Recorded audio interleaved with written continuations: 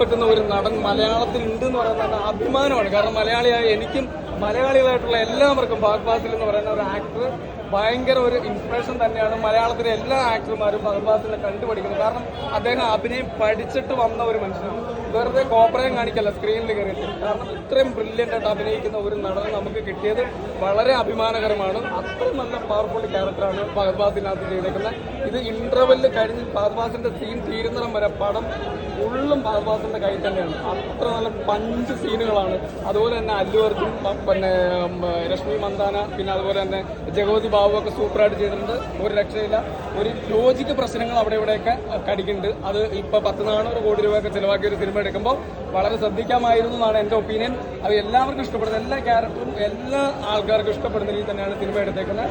Super പടമാണ്. 3ക്ക് വേണ്ടി waiting ആണ്. കാരണം ഇതിപ്പോൾ നമ്മൾ ഇതിപ്പോൾ കാണണം, നമ്മൾ 3 കാണണമെന്ന് തോന്നുന്നതെന്ന് വെച്ച് കഴിഞ്ഞാൽ വീണ്ടും ക്യാമിയോ റോളിൽ നമുക്കങ്ങനെ പറയാൻ പറ്റും. വീണ്ടും അടുത്ത ഒരാള് ആ ഒരു വേഷത്തിലേക്ക് വീണ്ടും വരുന്നതായിട്ട് നമുക്ക് തോന്നുന്നുണ്ട്. ആള് തന്നെയാണോ എന്ന് നമുക്ക് ഇനി പ്രെഡിക്റ്റ് ചെയ്തിട്ട് നമുക്ക് ആ പടം കാണുമ്പോൾ പറയാം. 3 വരട്ടെ, നമ്മൾ 3 വരട്ടെ. നമ്മൾ ആശംസിക്കുന്ന പടം ഹിറ്റാണ്. ഒരു 600 കോടി എന്തായാലും കളക്ട് ചെയ്യുന്നുള്ള കാര്യം ഉറപ്പാണ്. ശരിക്കും പറഞ്ഞാൽ മലർത്തി അടിച്ചു. അല്ലു അർജുനെയൊക്കെ തൂക്കി അടിച്ചു എന്ന് പറഞ്ഞാൽ അല്ലു അർജുൻ ഒന്നും ഫഹദ് ഫാസിലിന്റെ മുമ്പിൽ ഒന്നുമല്ല എന്നുള്ളതാണ്. ഫഹദ് ഫാസിലാണ്, ഫഫയാണ് ഈ പടം കൊണ്ടുപോകുന്നത്. ഫഫയുടെ കയ്യിലാണ് ഈ സിനിമ. അല്ലു അർജുനൊന്നും ഫഹദ് ഫാസിലിന്റെ മുമ്പിൽ പിടിച്ചു നിൽക്കില്ല എന്നുള്ളത് 100% ഞാൻ ഉറപ്പ് പറയാണ്.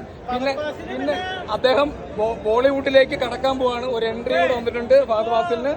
ഞാനൊരു ബിഗ് സല്യൂട്ട് കൊടുക്കുകയാണ്. കാരണം അത്രയും നല്ലൊരു നടനെ മലയാളത്തിൽ കിട്ടിയത് വളരെ അഭിമാനകരമായിട്ട് എനിക്ക് തോന്നുന്നു. കാരണം ഇനിയുള്ള ഈ തലമുറയിൽ ഫഹദ് ഫാസിൽ എന്ന് പറയുന്ന ഒരാൾ തന്നെ ആയിരിക്കും അടുത്ത സൂപ്പർ സ്റ്റാറും. അത് കഴിഞ്ഞിട്ടേ ഉള്ളൂ പൃഥ്വിരാജ്, ടൊവിനോ തുടങ്ങിയിട്ടുള്ള മറ്റുള്ള കഥാപാത്രങ്ങളെല്ലാം ഫഹദ് ഫാസിലാണ്. ഇനി അടുത്ത സൂപ്പർ സ്റ്റാർ, അടുത്ത മെഗാസ്റ്റാർ പദവിയിലേക്ക് ഫഹദ് ഫാസിലാണ്. ഒരു രക്ഷയില്ല. ഈ പടം ഒന്ന് എല്ലാവരും തിയേറ്ററിൽ ഒന്ന് കണ്ട് വിജയിപ്പിക്കുക. പിന്നെ 400 കോടി എന്ന് പറയുന്ന ചിലവായിട്ടുണ്ട്. കുറച്ച് ലോജിക്കൊക്കെ, കുറെ സ്നേഹവും പാസവും അതൊന്നും ഇതിന്റെ കുറയ്ക്കാമായിരുന്നു. കാരണം പിന്നെ ഇതിനകത്ത് കുറെ ഐറ്റം ഡാൻസ് ഒക്കെ ഉണ്ട് കേട്ടോ. സൂപ്പറാണ്.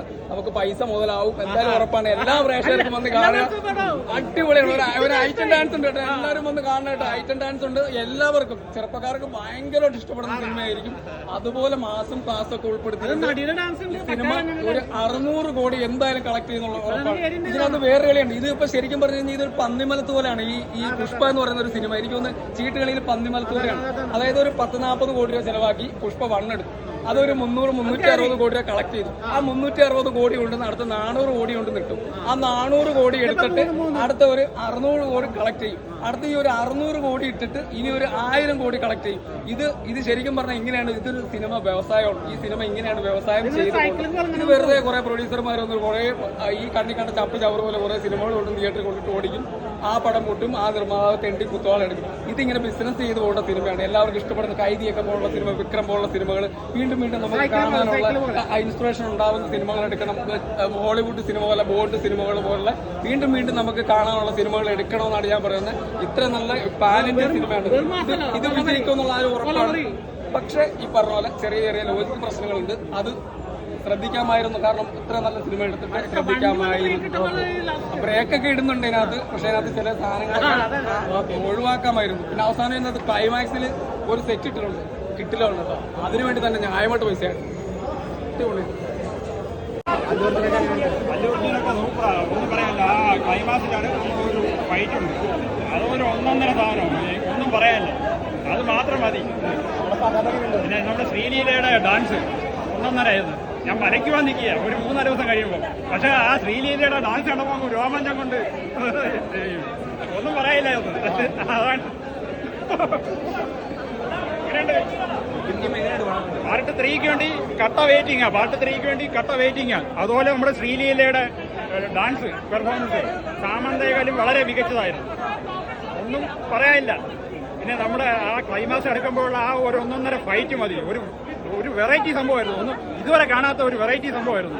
അത് നിങ്ങൾക്ക് അത് കാണുമ്പോഴേ മനസ്സിലാവും. പടം കണ്ടോ? പടം കണ്ടു.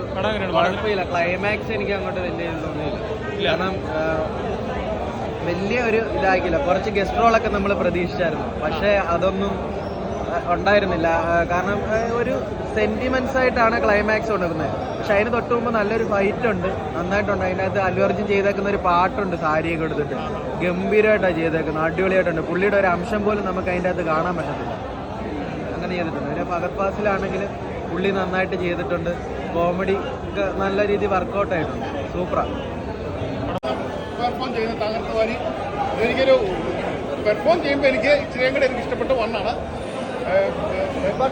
അല്ല ഇത് നമ്മുടെ അല്ലു അർജുൻ തകർപ്പ് അതുപോലെ തന്നെ അഭിനയം ഒരു എത്ര മാസമായിട്ടാണ് ഉള്ളി അഭിനയിച്ചിരിക്കുന്നത്. കമ്പയർ ബൈ തേർഡ് പാർട്ട് കാണത്തില്ല. ഒരു മാസമായിട്ട് കാണിച്ചതേ ഉള്ളൂ. പക്ഷേ തേർഡ് പാർട്ടിനുള്ള ഇല്ല കേട്ടോ, കുഴപ്പമില്ല. എന്നാലും കളക്കി പടം